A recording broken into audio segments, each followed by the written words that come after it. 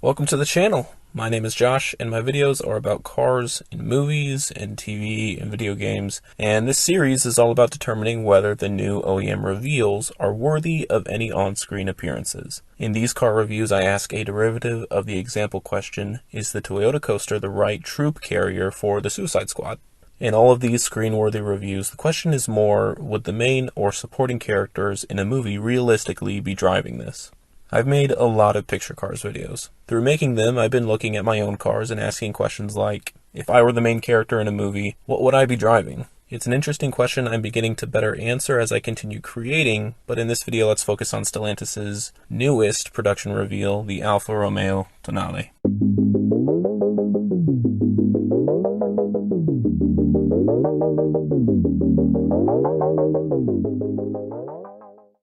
Elegant, artistic, beautiful, described as a convergence of engineering and emotion. Let's first set our terms for how we talk about the Stellantis giant's little Italian horse. Before Stellantis was a whisperer, Chrysler 300 designer and current chief design officer Ralph Gilles was at a crossroads. The Chrysler brand was losing money and firing personnel. This story is beautifully told through Netflix's illustrative documentary of Creatives, Abstract: The Art of Design. Ralph describes the scenario, that Chrysler Brass were forcing an engineering vision without funding a stable design department, firing designers while retaining engineers. In another beautifully rendered documentary called Apex: The Story of the Hypercar, two car companies are pitted against each other, the engineer-focused Koenigsegg and the art-focused Pagani. Of course, Koenigsegg is determined the winner as the ultimate hypercar whose beauty is in the precision of engineering. Form follows function. But Pagani paints a compelling picture. Is it more impressive to imbue top-tier engineering in beautiful design?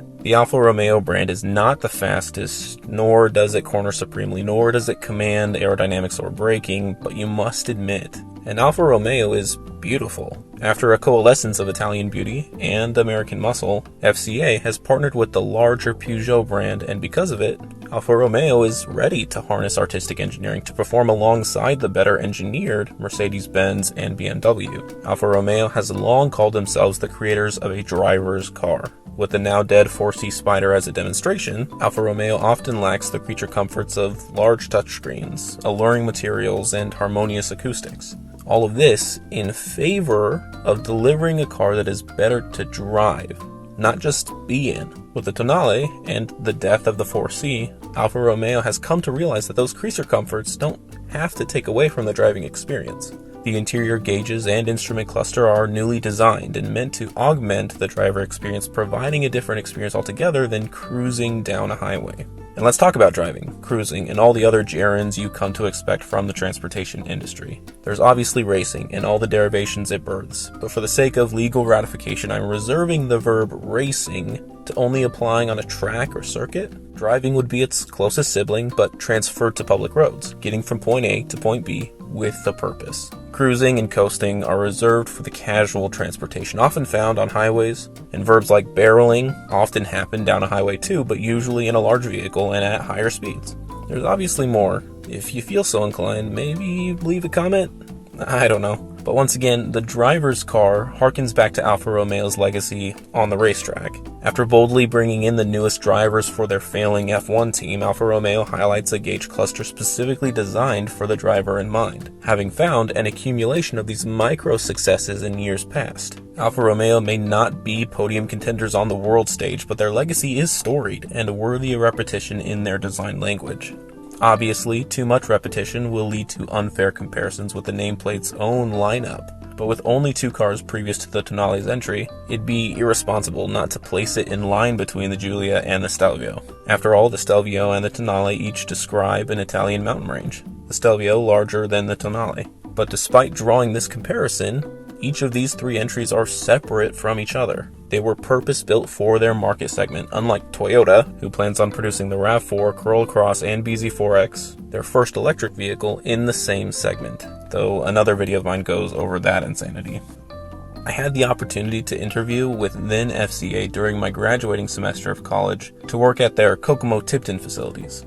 They make transmissions, so while interviewing, I asked the question, how will a powertrain plant evolve as the industry moves electric? In other words, how do I know this job at this factory is secure? The answer they provided was that, and I'm paraphrasing, upper management believes that the next phase of automotive industry will be heavily reliant on hybridization. I didn't get the job. I've been told I asked too many questions. Anyway, I'm not salty about them ghosting my application, but I am salty about their non-answer. Even now, last month, Stellantis CEO Carlos Tavares said, "What is clear is that electrification is a technology chosen by politicians, not by industry."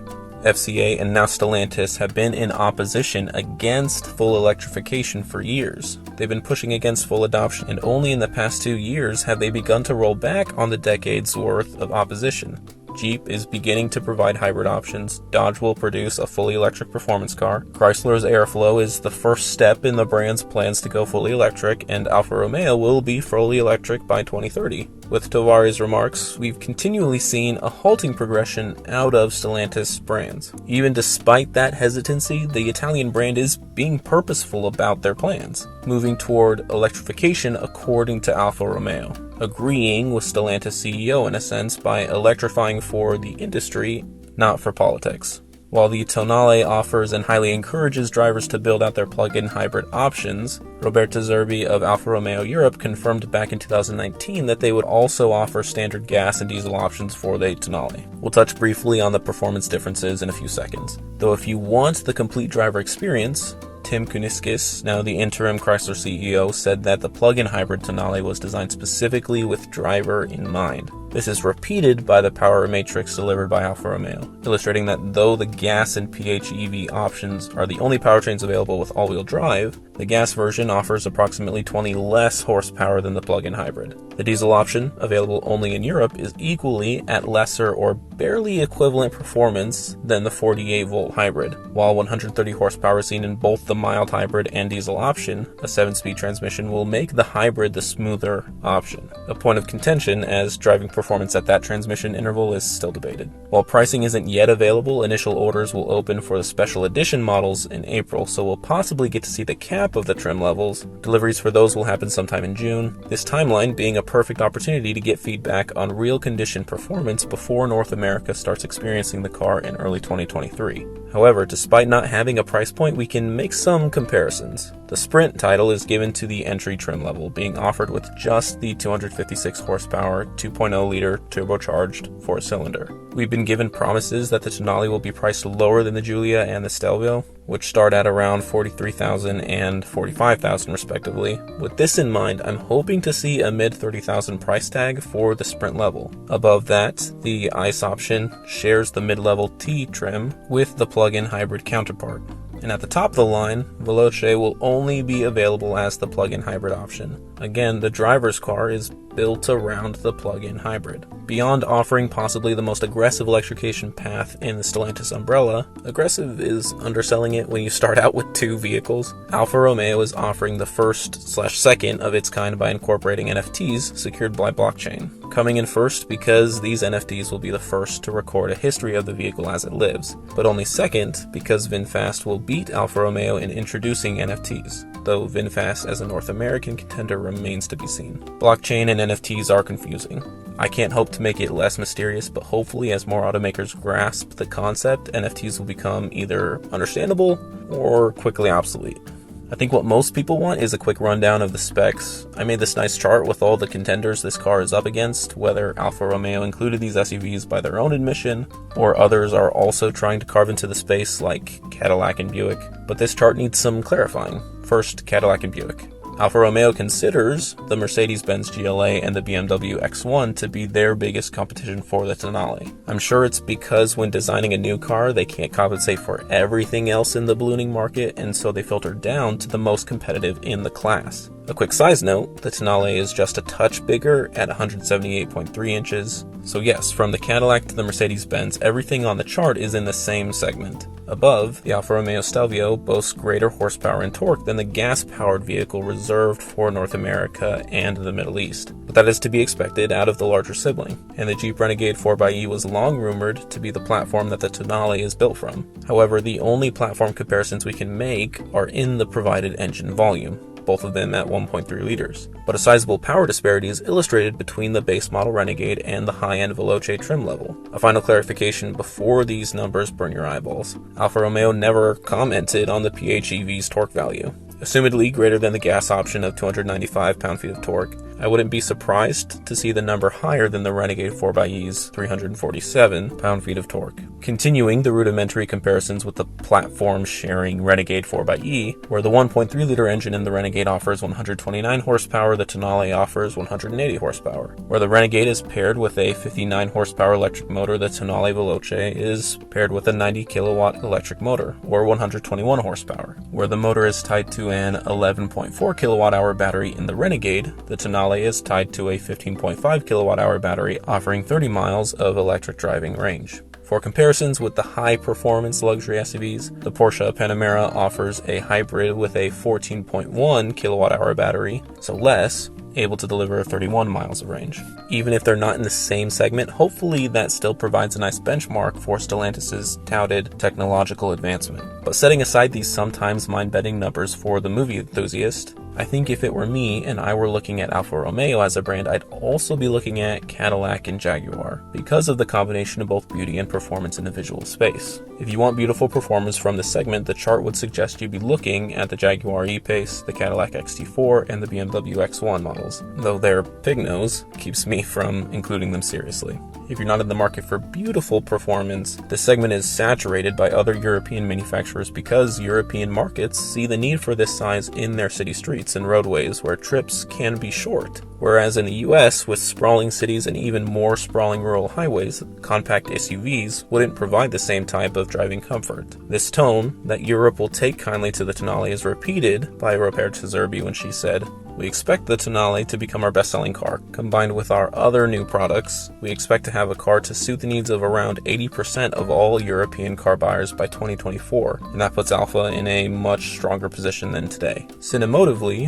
where the Alfa Romeo wins out is how you pair it with elegant settings. I know someone who works at Caterpillar here in Lafayette who daily drives a Stelvio. Not the most elegant of workplaces, but it's one of those status pieces for him. He's found success as a manager, and so he's flaunting the paycheck how he sees fit. In a parking lot filled with Chevy and Ford trucks, he's sticking out in his own way. The customers that Alfa Romeo targets are those characters who carefully craft a more elegant and purposeful image than those around them. We've seen this before on the big screen, with the supremely elegant Gal Gadot sliding into the seat of a final year Alfa Romeo 4C Spider having just stolen Bruce Wayne's data drive. Elegant, purposeful, and racing away. This type of video, and I alluded to it earlier, makes more sense when we talk about redundancy. Toyota shouldn't be making 3 vehicles in the same segment. And while Alfa Romeo is only adding a third, I guess you could say 5th, nameplate to its lineup, the Tonale is entering a segment already saturated by European models. So how does it deserve its chance to shine? We've talked about its hybrid package, a not isolated but still rare occurrence in the segment.